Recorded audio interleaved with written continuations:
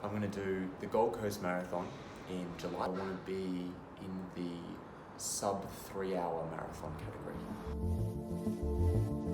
It's no longer going to be the sub 3 hour marathon that I'm aiming for. Sub 2 hour and 53 minute marathon. My mind is focused on a marathon, given that we are only, 9 or 10 weeks out. I'm feeling fit, healthy, injury-free, so a big priority is to try and stay that way while keeping on training really hard. Yeah, got a bit of the old runner's knee actually, so not top of the pops.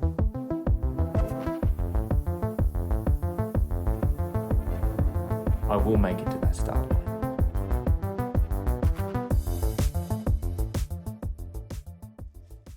Race days are always my favorite.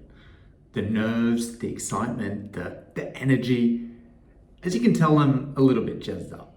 This is race week for me. It's been coming for a long time, the Gold Coast Marathon, and now it's finally here on this Sunday. I've done the training. Yes, I hit a little snag a couple of weeks ago, which means I've been tapering for a little longer than I would have intended, but that just means I'll be the most well-rested man on the Gold Coast. So I'm ready to go, right?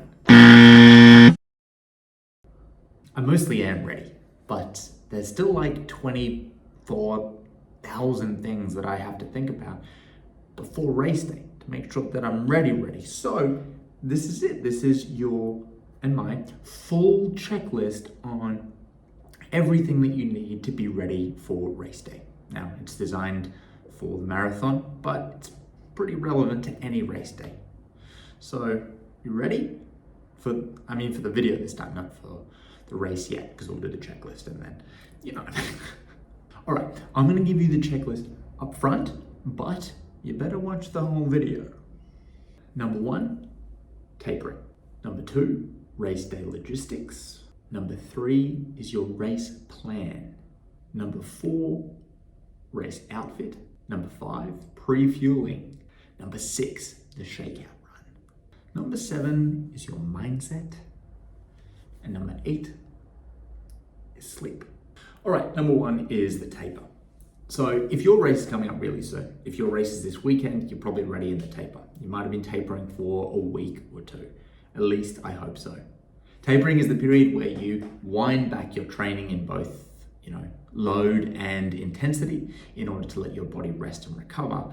And so you build up that energy for race day. So I've already started to ease back on my training this week, which means that each day I'm feeling more and more like a jittery racehorse ready to go on the weekend. And by Sunday, I'm going to be so raring to go. I've got the itchy bugger ready going. The taper week is kind of equivalent to the night before an exam, right? So you can cram all you want, but there's nothing going in now. You've just got to trust that the study you've done or the training you've done will be enough. So you're better off just having a good night's sleep or a good taper week and then just hitting it hard on race day. So this week, I'm only running 3, maybe 4 times, but they're all really small and really slow. I'm talking like 5K runs, including a shakeout run the day before the marathon, but I'll get to that. The other thing I'll do this week is just make sure I'm stretching and rolling out and yogaing to make sure my body is limber. The other thing about the taper week is that lots of people seem to get sick in taper week. So it's something to do with science, and I'll leave it at that. But anyway, take care of yourself in taper week in all the ways. Make sure you're drinking lots of fluids. All right, the next thing I'm just calling race logistics, all right? Annoying stuff, administrative stuff that you got to think about. You don't have the mental capacity to be thinking about all this stuff or to be stressing about this stuff because you just want to focus on the race, right? So just make sure it's sorted ahead of time. So you just want to make sure that you've got your race bit, for example, picked up your race pack. You want to make sure you've organized your transport. It's going to get real busy in the morning towards the start line of any race. So you just want to make sure you know how to get to the start line with plenty of time, including to do a little warm up so your body's ready to go. The other thing is, if it's going to be cold in the morning like it is at Gold Coast this weekend, you want to have clothes that are both warm and ugly. Well, they don't have to be ugly, but you've just got to be prepared that if you take it off and you leave it at the start line and someone steals it, you're not going to get it. All right, so ugly. Now, speaking of ugly clothes, we move on to number 3, which is your race outfit.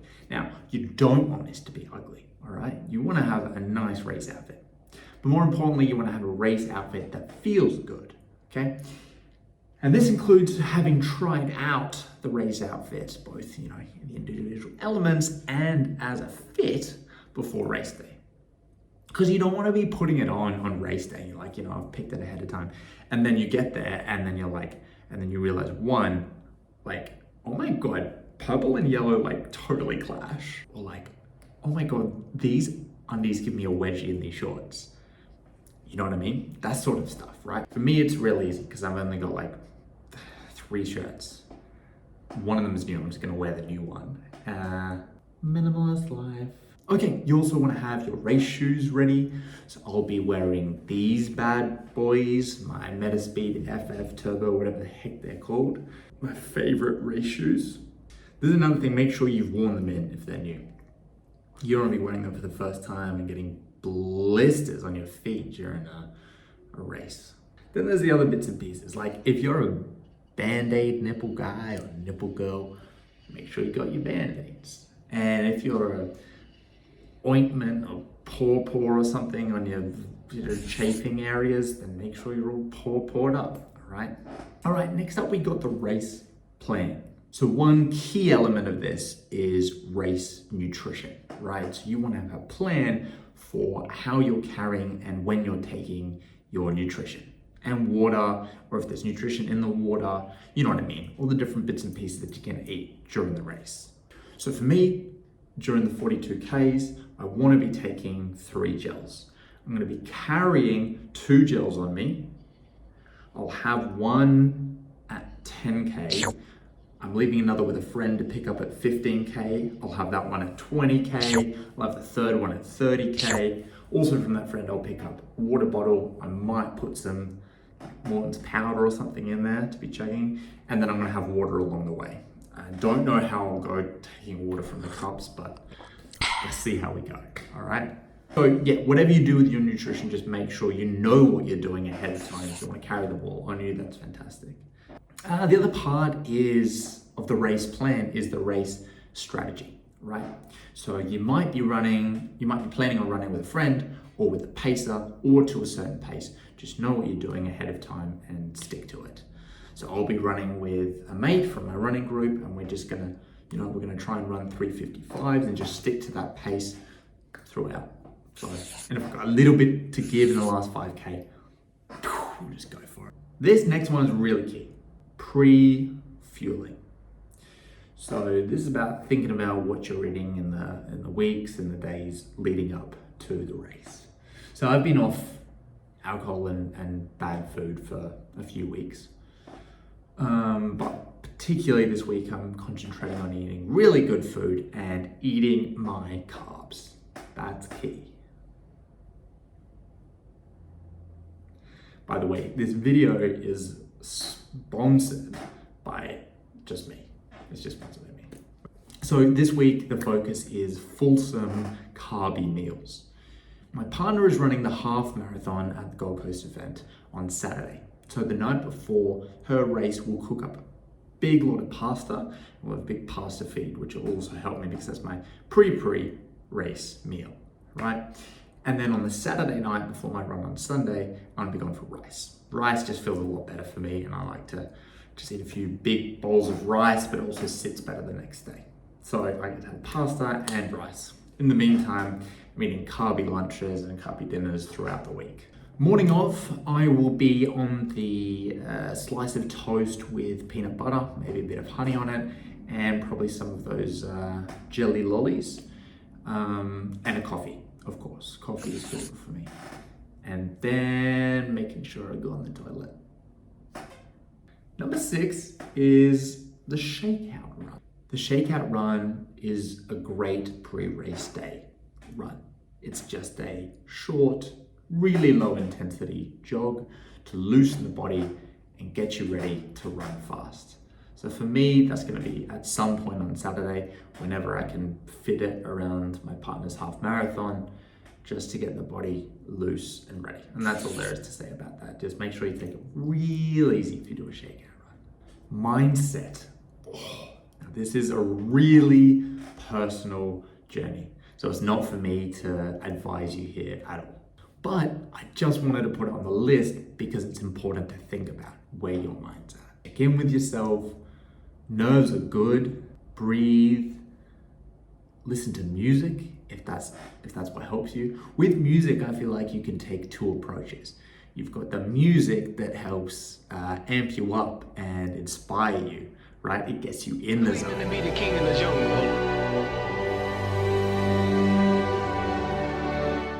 And then there's the music that distracts you or takes you out of the zone.